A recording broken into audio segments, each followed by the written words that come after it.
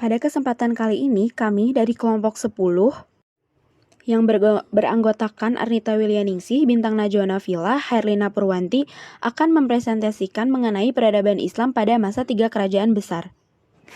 Kemunculan 3 kerajaan Islam, yaitu Kerajaan Turki Utsmani, Safawi di Persia, dan Mughal di India, telah banyak memberikan kontribusi bagi perkembangan peradaban Islam. Kerajaan Turki Utsmani meraih puncak kejayaan di bawah kepemimpinan Sultan Sulaiman Al-Qanuni di Kerajaan Safawi. Syah Abbas I membawa kerajaan tersebut meraih kemajuan dalam 40 tahun periode kepemerintahannya. Dan di Kerajaan Mughal meraih masa keemasan di bawah Sultan Akbar. Seperti takdir yang telah Allah tentukan, di setiap kejayaan pasti akan berganti dengan kemunduran, bahkan sebuah kehancuran. Demikian pula yang terjadi pada ketiga kerajaan tersebut. Setelah pemerintahan yang gilang gemilang di bawah kepemimpinan 3 raja tersebut, masing-masing kerajaan mengalami fase kemunduran. Akan tetapi, penyebab kemunduran tersebut berlangsung dengan kecepatan yang berbeda-beda. Kemunduran-kemunduran inilah yang akan kami bahas dalam presentasi kali ini, karena pengaruhnya sangat besar terhadap kelangsungan peradaban Islam secara keseluruhan. Pada materi 3 kerajaan besar, pokok pembahasan pertama yaitu mengenai Turki Utsmani. Asal-usul dan pembentukan Turki Utsmani. Bangsa Turki Utsmani berasal dari keluarga Kabey, atau dengan nama lain Kayi, salah satu klan dari Federasi Suku Algaz Turki atau Suku Kayig Oghuz, yang mendiami daerah Turkistan di masa kekuasaan Raja Bigu. Karena wilayah mereka bertetangga dengan dinasti Samani dan dinasti Ghaznawi, lambat laun keturunan Turki ini memeluk Islam. Bangsa Turki dikenal dengan bangsa petualang yang gemar mengembara. Maka ketika singgah di Khurasan, mereka menetap dan minta perlindungan kepada Raja Khawarizmi, Jalaluddin Mangubirti. Ketika tentara Mongol menyerang dan menghancurkan dinasti Khawarizmi, bangsa Turki di bawah pimpinan Sulaiman menyingkir dan mengembara menuju Asia Dalam. Tetapi di tengah perjalanan, Sulaiman meninggal dunia karena hanyut akibat banjir bandang di Sungai Efrat dekat Aleppo pada tahun 1228 Masehi. Hal ini mengakibatkan rombongan bangsa Turki akhirnya terpecah menjadi 2 bagian. Sebagian kembali ke Khurasan dan sebagian lagi sekitar 400 keluarga di bawah pimpinan Ertugrul, putra ketiga Utsman, melanjutkan perjalanan menuju Asia Kecil dan bergabung dengan Raja Salajikah Alauddin II, menghadapi peperangan melawan kerajaan Bizantium untuk merebut wilayah perbatasan Syria Asia Kecil. Akhirnya, peperangan ini dimenangkan pihak Salajikah dan Ertugrul yang diberi hadiah so-good, yaitu wilayah di perbatasan Bizantium hasil jarahan ini, serta memberikan wewenang untuk mengadakan ekspansi. Kemudian Ertugrul membangun daerah tersebut dengan Shukut atau Suyut sebagai ibu kotanya. Sepeninggal Ertugrul tahun 1289 Masehi, atas persetujuan Sultan Alauddin II, kedudukan Ertugrul digantikan oleh putranya Utsman yang memerintah Turki Utsmani antara tahun 1290 sampai 1326 Masehi. Pada tahun 1300 Masehi, terjadi serangan Mongol terhadap Saljuk yang menyebabkan Sultan Alauddin II dinasti ini terpecah-pecah menjadi sejumlah kerajaan kecil. Nah, akhirnya dalam kondisi kehancuran Saljuk ini, Utsman pun memanfaatkan kesempatan dengan mengklaim kemerdekaan secara penuh atas wilayah yang didudukinya, sekaligus memproklamasikan berdirinya kerajaan Turki Utsmani. Ibu kotanya pun dipindahkan, yang asalnya dari Shukut atau Suyut, berpindah ke Qurahishar atau Karajahishar. Wilayah kekuasaannya meliputi Asia Kecil dan daerah Thrace 1354 Masehi, Selat Dardanelles 1361 Masehi, Casablanca 1389 Masehi, juga menaklukkan kerajaan Romawi dan dinasti Mamalik. Daerah kekuasaan. Pemerintah yang dijalankan Turki ada dua penyebutan. Yang pertama menurut Hiti dan Lapidus, yaitu bercorak militer. Sedangkan menurut Hudson disebut aliansi antara syariat dan militer. Selanjutnya pada tahun 1517 Masehi, Sultan Salim I berhasil menaklukkan Mesir dari tangan pemerintah Mamluk. Sejak saat itulah Turki Utsmani di samping sebuah kesultanan, sekaligus juga kekhalifahan yang membawa aspek syariat. Kemajuan Turki Utsmani terjadi dalam berbagai bidang. Yang pertama ada kemajuan di bidang militer dan perluasan wilayah. Setelah adanya perang dengan Bizantium, Khalifah Orkan mendirikan sebuah kekuasaan militer bernama Janissary atau Inlay Syariah sebagai pusat pendidikan dan pelatihan militer. Akhirnya, kebijakan kemiliteran ini pun dikembangkan oleh Murad. Kekuasaan militer Janissary berhasil mengubah negara Utsmani menjadi mesin perang yang kuat dan memberikan dorongan yang sangat besar bagi penaklukan negeri-negeri non-muslim. Yang kedua ada di bidang kebudayaan. Turki Utsmani memiliki kebudayaan yang bervariasi, yaitu kebudayaan Persia, Bizantium, Arab, serta budaya bangsa Eropa. Perkembangan bidang budaya ini dapat dilihat dari seni arsitektur Islam berupa bangunan masjid yang indah. Masjid ini dihiasi kaligrafi yang indah. Selain itu, perkembangan budaya yang banyak digemari Turki Utsmani adalah kesenian. Seperti Mehmed II, seorang ahli kesenian yang liberal, mengembangkan syair-syair Persia dan seni lukis Eropa. Budaya yang selanjutnya yaitu syair, terbukti dengan adanya pujangga Utsmani pada periode klasik seperti Baki Nefi, seorang tokoh syair puji-pujian dan tokoh satire mengarang syair yang mengingatkan pada kekuasaan dan peperangan. Yang ketiga ada pada bidang ekonomi. Pada bidang ekonomi, daerah-daerah yang dikuasai oleh kerajaan Turki Utsmani pada umumnya memiliki kekayaan alam yang banyak. Pada bidang ekonomi ini memiliki kemajuan di bidang perdagangan. Misalnya, Mesir adalah penghasil sutra, katun, dan buah-buahan. Kemudian Syria memproduksi beras, terigu, dan gula. Nah, nanti hasil dari kekayaan alam ini dijual ke Sudan, Afrika Utara, dan Afrika Barat melalui Mesir. Pantai Laut Merah pun memberikan jalan masuk ke perdagangan lautan India bagi kerajaan Turki Utsmani.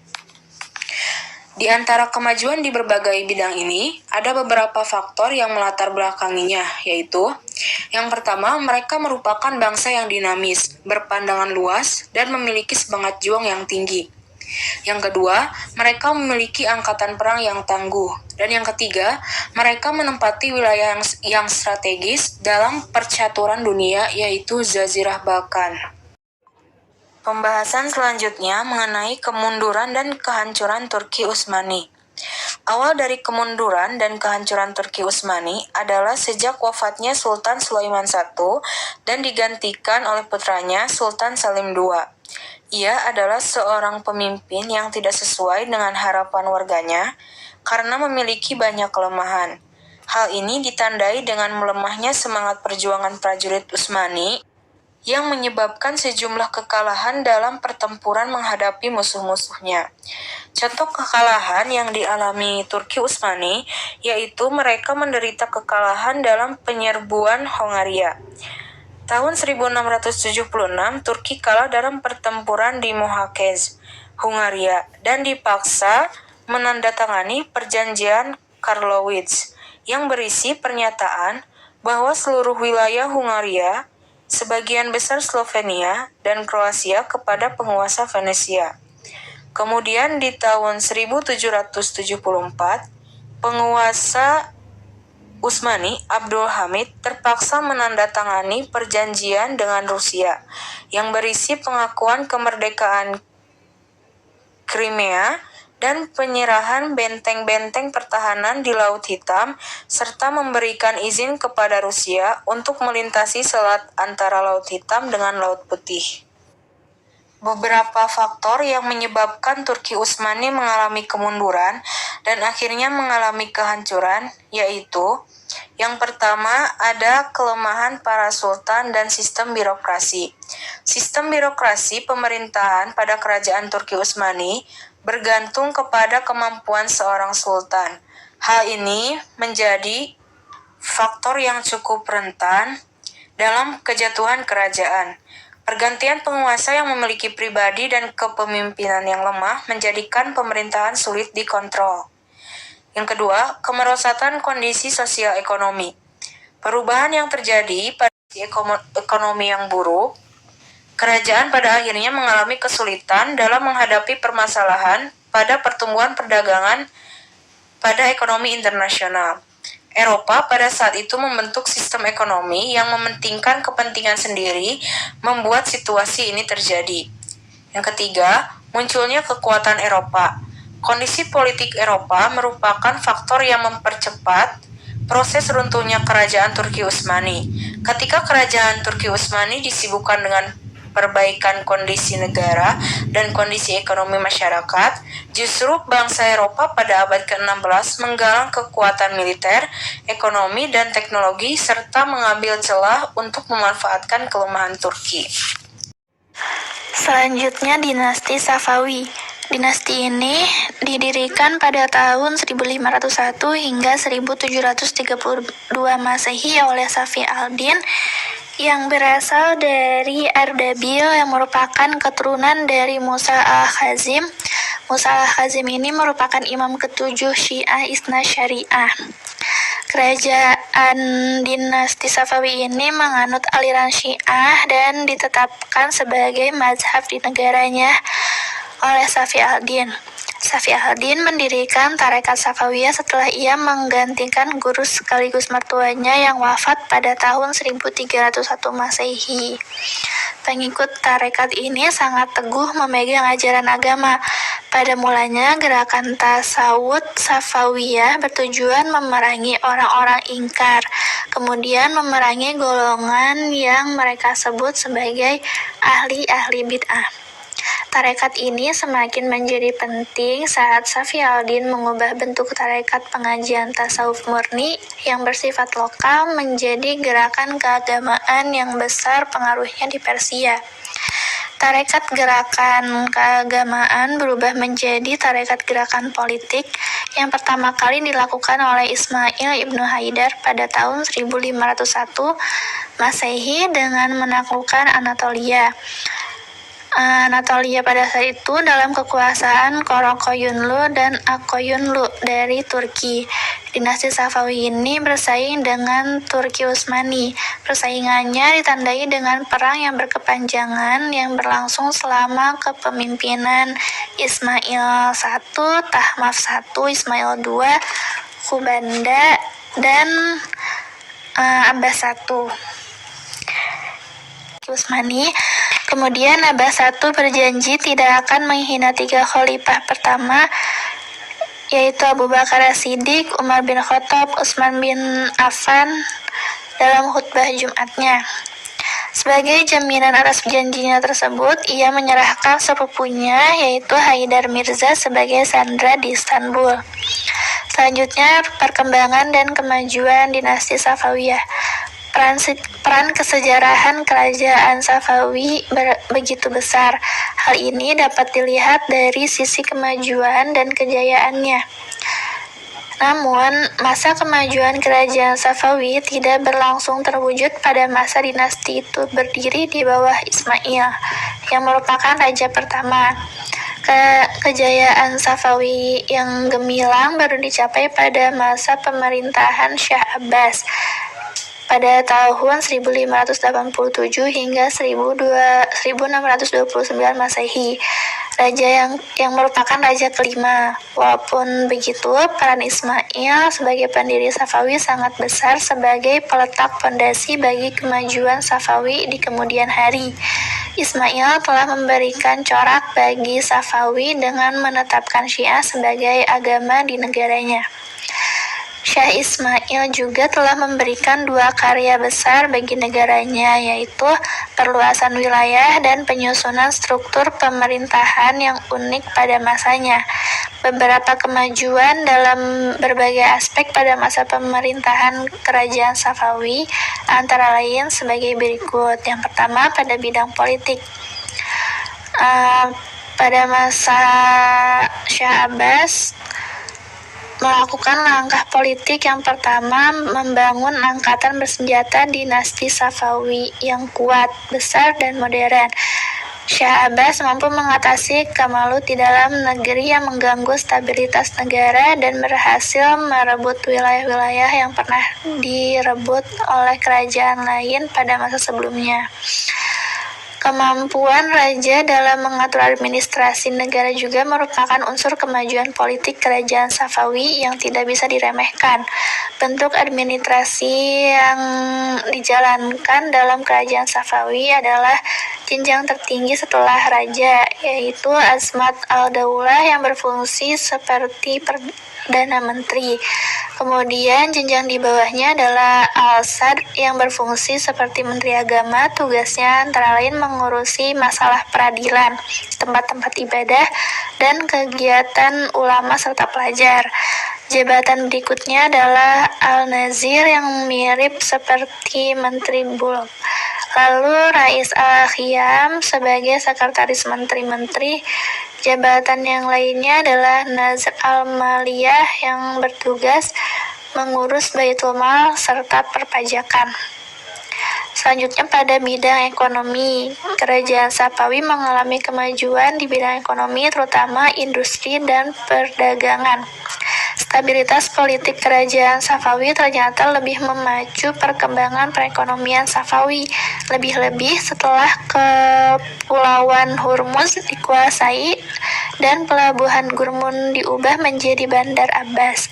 Hal ini dikarenakan bandar ini merupakan salah satu jalur dagang antar timur dan barat. Yang biasa diperebutkan oleh Belanda, Inggris, dan Prancis yang sesungguhnya milik Kerajaan Safawi. Di antara kemajuan yang tampak dalam bidang ekonomi adalah ramainya perdagangan melalui Teluk Persia dan meningkatnya ekspor Safawi terutama komoditi sutra. Kemudian lancarnya perdagangan dengan luar negeri terutama dengan Inggris. Selanjutnya digerakkan bidang pertanian terutama yang digunakan untuk peternakan ulat sutra sehingga produktivitas pertanian meningkat. Yang terakhir dibangunnya fasilitas perdagangan yang memadai seperti sarana transportasi, jembatan, pusat-pusat perdagangan, dan jalur yang luas yang menghubungkan daerah sebelah timur Laut Kaspia dengan daerah di sebelah baratnya. Selanjutnya kemajuan pada bidang ilmu pengetahuan.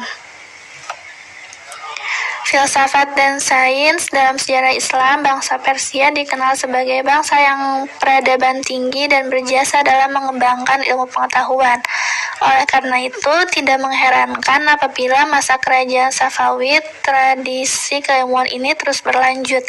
Dalam bidang ilmu pengetahuan, Safawi lebih mengalami kemajuan daripada kerajaan Mughal dan Turki Utsmani.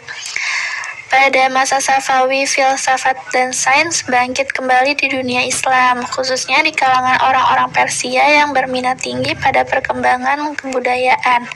Perkembangan baru ini erat kaitannya dengan aliran Syiah yang ditetapkan dinasti Safawi sebagai agama resmi negara.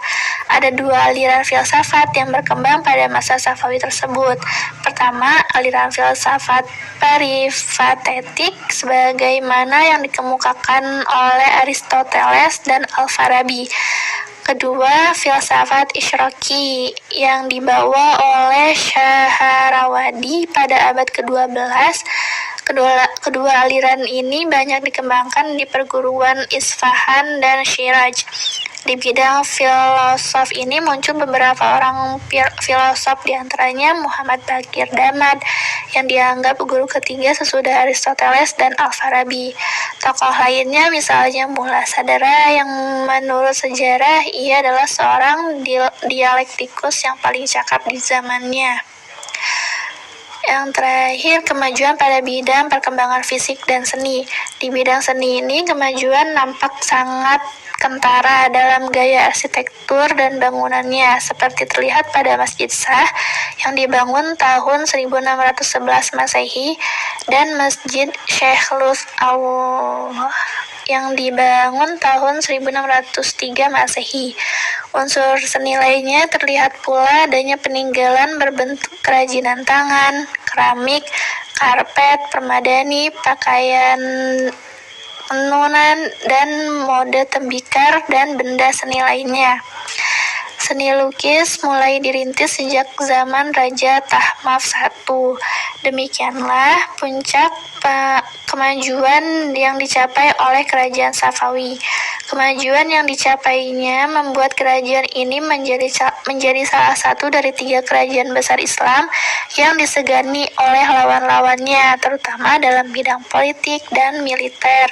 Kerajaan ini telah memberikan kontribusinya mengisi peradaban Islam melalui kemajuan-kemajuan dalam bidang ekonomi, ilmu pengetahuan, peninggalan seni, dan gedung-gedung bersejarah. Selanjutnya, kemunduran dan kehancuran dinasti Safawiyah. Masa kemunduran dan kehancuran kerajaan Safawi dimulai sejak Raja Abbas I telah tiada. Sepeninggalan Abbas I, kerajaan Safawi berturut-turut diperintah oleh 6 raja, yaitu Safi Mirza tahun 1628 hingga 1642 Masehi, Abbas II 1642 hingga 1667 Masehi, Sulaiman 1667 hingga 1694 Masehi, Hussein 1694 hingga 1722 Masehi, Tahmav II 1722 hingga 1732 Masehi, dan Abbas III 1732 hingga 1736 Masehi.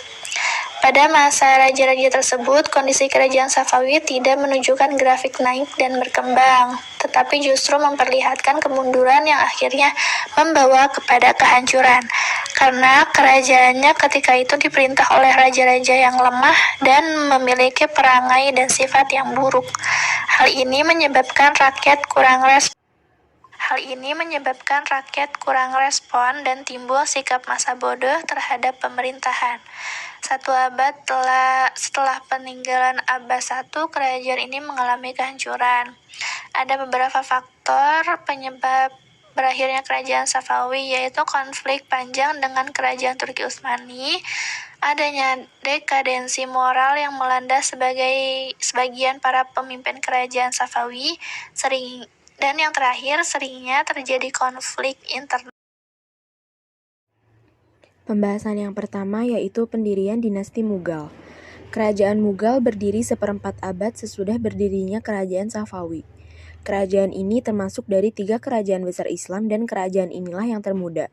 Awal kekuasaan Islam di India terjadi pada masa Khalifah Al-Walid dari dinasti Bani Umayyah di bawah pimpinan Muhammad ibnu Qasim.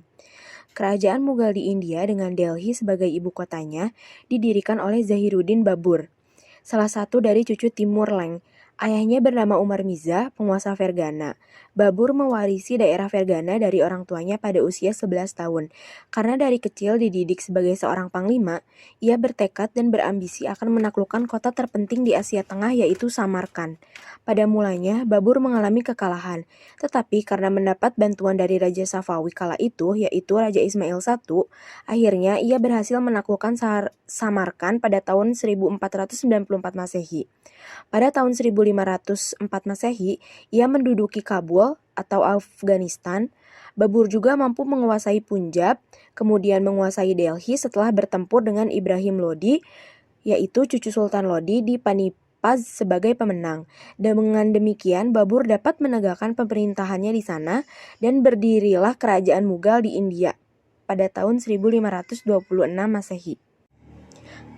Pembahasan yang selanjutnya yaitu kemajuan peradaban Islam pada masa dinasti Mughal.